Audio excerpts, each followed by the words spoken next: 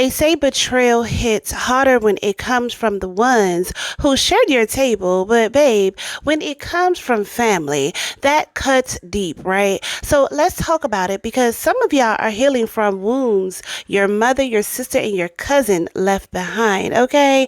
Hey, Rych Babes, it's Robyn Milan, and welcome back to Rich Girls Glow Up. Firstly, I just want to say thank you to the bottom of my heart for everyone who has been giving me reviews, the support, okay, the reposts. Like, it really means a lot to me. And the restock is officially live today at 6 p.m. at richmillanco.com. So don't wait, okay? Also, the weekly newsletter is going to be dropping next week. So if you're not on the wait list, please head over to the website and sign up using the pop-up. Now, let's get into today's story because sometimes the deepest wounds don't come from lovers, all right? They come from people who say they loved you unconditionally, all right? So let's get right into this. Make sure you like, subscribe, and share, and I'll be back real soon. That's how he paid for this shit, bitch. That's how he paid for this shit, bitch. Oh my God. What you doing? You paid for that, bitch. Who paid for this shit? How long y'all been here? How long? Cause you ain't come home last night. You ain't come home last night in this room. You clearly spent the night. This shit crazy. I'm out of Oh here. my God, girl. This shit, I can't believe this. Oh my God. Girl. He just looking like the fuck. Okay, you know what? Oh my God. I don't even know what to say. Ooh. Girl, I was ready to fuck the bitch up, but that's your mama, girl. Oh my God, what the fuck? Right, my love. So the mother who slept with her daughter's boyfriend, here's the psychological concepts, all right? The attachment, trauma, and the maternal betrayal. So when a mother crosses a sacred line and sleeps with her daughter's man, it's not just betrayal, it is identity thief, right? She steals her daughter's sense of safety, self-worth, and, stability.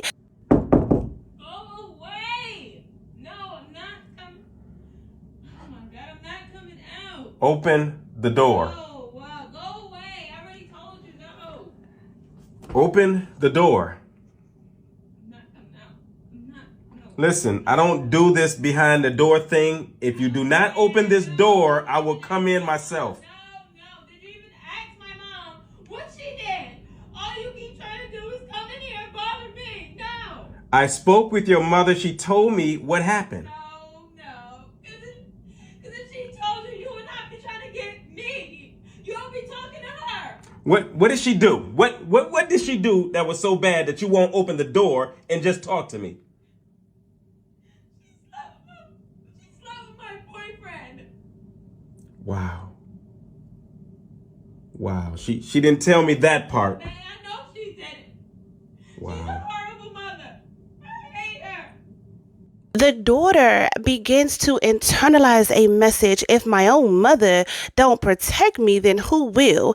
This creates what psychologists call attachment disorientation, where love and danger becomes a mixed signal. So the daughter may grow up confusing chaos with passion and secrecy, with intimacy and betrayal with normacy, okay? With being normal. It's not normal, girl. It's not normal. Just because what your mother did doesn't mean it is normal, okay? So what we don't often talk about is how a betrayal like this forces a woman to question her own desirability, right? Her intuition and even her femininity. Some women will stay silent just to preserve the illusion of family, but silence doesn't heal, it actually suffocates, all right? So let's get into part 2, okay? This is wild. This one is wild. I blame you because you're a part of me. I blame you because you live in here. I blame you because you've gone through all kind of shit. And we've shared so many things. And for you to be doing this to me, who has never done anything like this to you, who would never, ever do anything like this to you. Ever. Anybody. I don't do this kind of stuff. I thought you loved me. I thought you cared about me. I thought you wanted the best for me.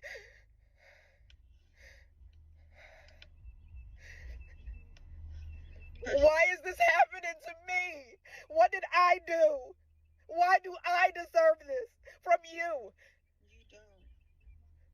You don't.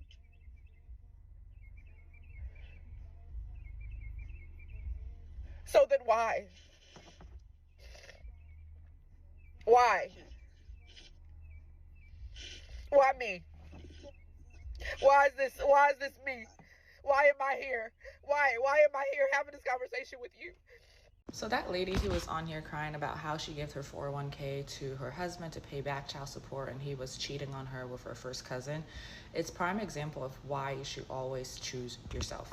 Do you see how he was okay with her using her resources, using her finances, kind of putting herself in a very shitty situation to help him out of his situation? That's a prime example of how men always choose themselves. So ladies, you don't have to experience this first-handedly to take some lessons that she should have learned, and now she has to learn the hard way. You can apply these lessons to your life moving forward. Always choose yourself. Never give a man your money. Never tap into your savings to give to another person. It doesn't even have to be a man. Always prioritize yourself, your well-being, and your mental health. Another lesson that could be learned is if he had back child support and he's not taking care of his current kids, what makes you think that when you step into that life with him that he's going to take care of you, take care of your kids, and prioritize y'all's life together? He was a big walking red flag, because a man that is not taking care of his children, his responsibility, is not a man you want to be near. And to that woman, if you haven't done already, make sure you're separating finances. Go talk to a financial advisor, and then go talk to an attorney if you haven't already started the divorce process. See what you're entitled to. I'm not sure if you're even able to recoup some of that money back, but go talk to the experts in that area. They may give you an idea or help you navigate the situation. Next, they're saying that he left you with 2 kids. That may be considered child abandonment. I'm not sure where you live, but go ahead and talk to your lawyer. Can I file a report for child abandonment against this man, because he left you with those kids clearly, and I don't think, based on the situation, that he's planning to come back, but an attorney should be able to help you with that. And lastly, you're dealing with a lot emotionally, and I hope you have a strong support system in place, but I would consider going to therapy for the situation and just building your community and moving forward, learning from this very hard lesson that you've had to learn. And I wish you all the best in the future, and I hope you keep your head up. Your husband was having an emotional and physical affair with your cousin, and you thought it was a good idea to set up your camera and be on the phone crying big tears to cousin Faith, the perpetrator. And Faith ain't had nothing to say. You talking about, why me?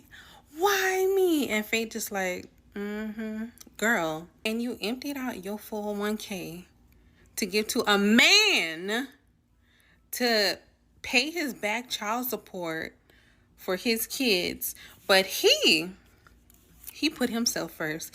He emptied out your bank account and left you and your kids with nothing. Child, this is so far from a laughing matter, but I find it so hard to feel bad. I don't know, I just can't bring myself to feel bad for stupidity. Why would you empty out your 401k? Why would you get with a man who has back child support? Why would you get with a man who on child support at all? Because you're not about to dip in my pocket for nobody else. I'm so sorry. And them type of women be the same ones looking down on other women that accept money and gifts from men. Look, if you're not the gold digger, likely the man you're with is the gold digger. Is there not enough men in the world for you to find your own? I say this because I just got through watching 2 videos. One was the girl whose boyfriend is cheating with her cousin, that she drained her entire 401k to give it to him so he could pay his back child support. Then I just watched a video of a girl who has PCOS and just found out that her boyfriend of 5 years is cheating with her sister because of bacterial vaginosis, right? After her period, her hormone changes and she gets BV. And then all of a sudden, her sister out the blue just started getting BV. And every time she would get it, her sister would get it. So the common denominator was the boyfriend who was sleeping with both of them unprotected. She found this out because her sister left the cell phone on the counter at a cookout, and she just happened to go through the text message to see that they was fucking with each other, right? So, again, I posed the question, is there not enough men in the fucking world for you to find your own? Like, men are always talking about the loneliness epidemic that they're experiencing. I mean, they're foaming at the mouth waiting for women to come their fucking way. And then what be so crazy is you see the man and your family member together, and that makes you want him for some reason, knowing all the while that 90% of the time it's that woman that's behind him that's making him look as good as he do. You really want the bitch. You really don't want him. Because when a woman takes herself out of the fucking equation, you'll see the reality of fucking things. Like, I don't even know what will make you want to go behind a family member. Even if it's your best friend, like, what will make you want to go behind another bitch? And then what be so crazy is when the family member and the man break up with one another, y'all get together knowing that shit ain't gonna work out, or because the shit is built off of deceit or just fucked up pretenses, y'all gonna force that shit to work just to prove everybody wrong. We know the shit ain't gonna last, but y'all gonna force that shit. Two miserable motherfuckers at this point. But like, you can't find nobody else besides your sisters, your cousin, your best friend's man? That's crazy.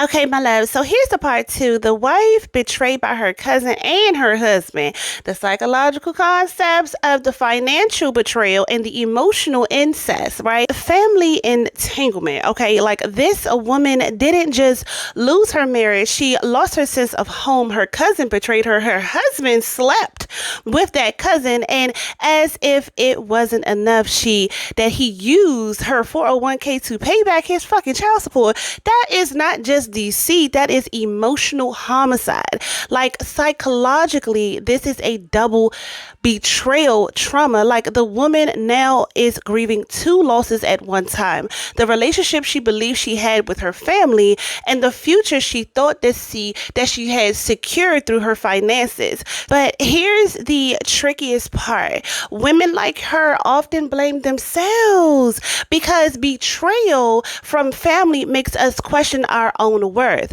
Was I not enough? Too naive, too giving? And that's how men like to manipulate loyalty into emotional, right, slavery, keeping women bound by, obligation or history or even guilt. You, girl, please. Okay, I'm here to help you here. So, all right, Rych Babes, like, let's have a heart-to-heart conversation. This conversation is for the woman who's ever felt like the sting of betrayal from those who were supposed to protect her, and sometimes the deepest wounds come from the closest to us, right? And that really, right there, let's just really break this all down, okay? Let's just break this down because I understand.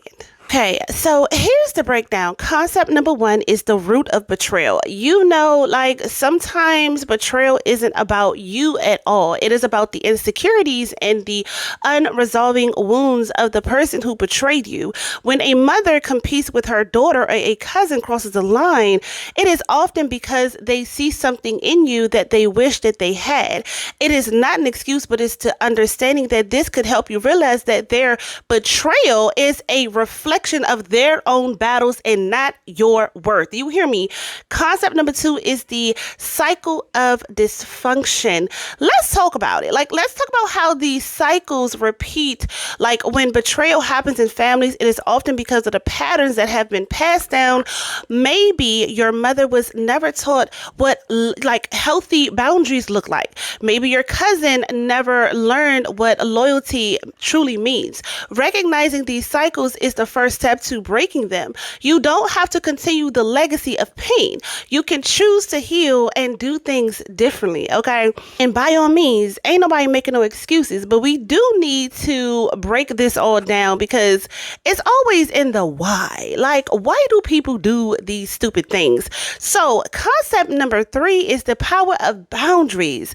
Boundaries are a form of self-respect. They're about teaching people how to treat you. When you set boundaries, you're not being cold or distant. You're protecting your peace. And that's something no one should make you feel guilty for. So remember, those who genuinely love you will respect your boundaries. Those who don't respect them are showing you their true intentions. Okay, fuck them.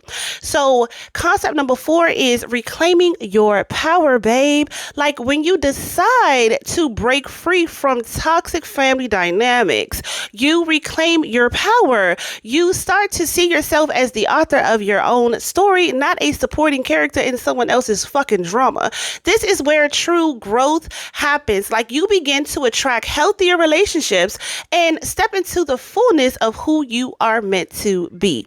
Concept number 5. Okay, like that was a mouthful. Hold on. So concept number 5 is healing through self-love. Healing from family betrayal starts with self-love. It is about forgiving yourself for not knowing what you didn't know before, for giving chances to people who didn't deserve them, and for learning how to love yourself enough to walk away from anything that doesn't serve your peace, right? That doesn't deserve it. So concept number 6 is trusting yourself again. Like one of the hardest parts of betrayal is learning to trust yourself again, right? But trust that your intuition is stronger now, right? That you have learned the red flags, you have learned the signs, and now that you can move forward with wisdom and grace, you are wiser, stronger, and ready for the love and respect that you truly deserve. And concept number 7 is become unapologetically you, girl. In the end, this journey of healing from betrayal is about becoming unapologetically you. It's about stepping into your power, owning your story, and realizing who you are. It's not easy when people who raised you, who claim that they had your back, become the very ones who hurt you the most. When your cousin turns into your competition, when your man voices plays like a broken record in your head every time you try to believe in yourself, and when your sister posts those subliminal shady ass messages instead of supporting you, right? But let me tell you something. You're not obligated to keep bleeding for people who wouldn't even hand you a damn Band-Aid, okay? And you're not selfish for protecting your heart. You're not wrong for walking away from folks who've been praying on your downfall while pretending to pray for you. Don't pray for me, bitch. I hate when motherfuckers do that all the time. Every time when you call their asses out, they be like, you know what, Robyn, I'm gonna pray for you. Girl, don't pray for me. I don't even know who your God is, because the way that you acting, I don't even want you to pray for me to your God about none of that, because I don't listen. Because a lot of times when people be like, oh, I'm going to pray for you, shh, they are always the ones after you call them out on their bullshit. I hate when they always throw in those Bible scriptures, throw in oh, I'm going to pray for you. Why? Because I called out your shit and you're not going to admit that you are wrong? Hold yourself accountable, sis. Hold yourself accountable. Talking about something you must be going through something. What am I going through other than calling you out on your bullshit? Talk about it.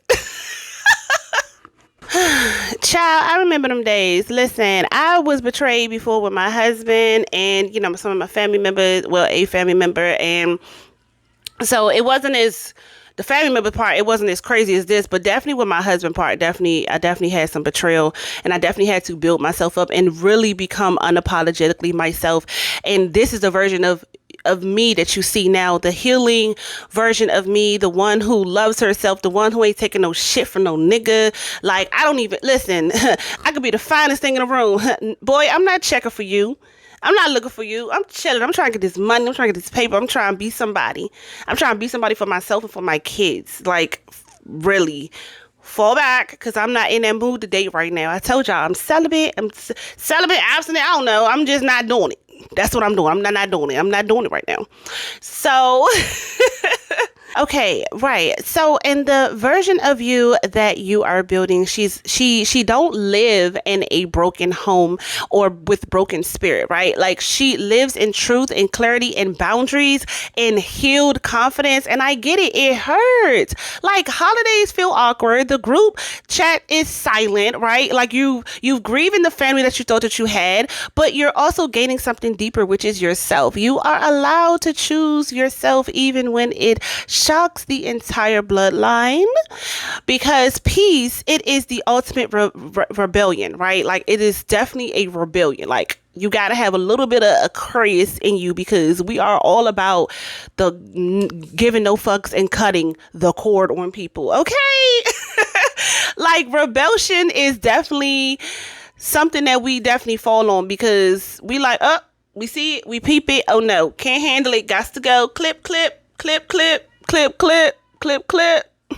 So this is for the girls who were always the black sheep, the scapegoat, the too sensitive ones. Babe, you were the healer. You were the truth teller. You were the cycle breaker, and now you are the blueprint. You are the rich print, okay? So if you are feeling this to your soul, all right, and if you are ready to let go of everything and everyone that doesn't serve your glow up, then go ahead and grab your Becoming Her ebook, all right, your perfume and your necklace, or even your kit, whatever speaks to that new version of you, okay? Because we have restocked today at 6 p.m. richmilanco.com. I can't wait to see all y'all become her, like, for real this summer, right? Like, you are not alone. You are not crazy. You are just finally done lying to yourself about who deserves to stay. So come on now. I've already restocked. I got the perfumes here. I got the necklaces here. So yes, I love y'all all so much. Become the woman who walks in the room and make people wonder. Secure the bag, girl. Protect your peace and stay rich. Rich babes. I love you.